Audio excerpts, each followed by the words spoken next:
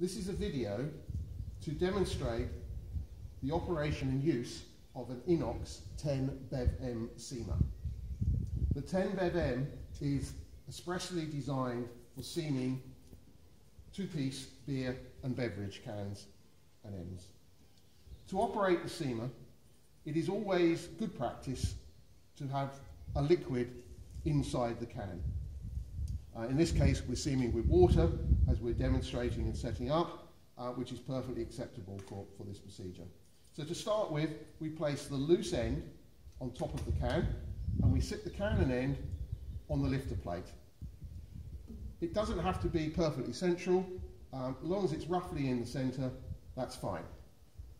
We then start the machine by pressing the start button on the left-hand side of the machine at the rear.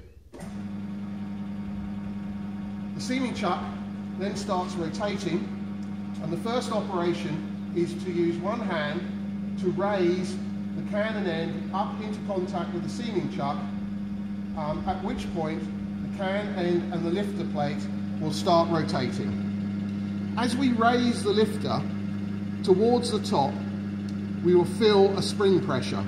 It's very important that you continue to raise through that spring pressure until the lifter is in the fully up position. This is what we call deflection, and it's very important to the formation of the double seam. So now I'm going to raise the can up into contact with the seaming chuck.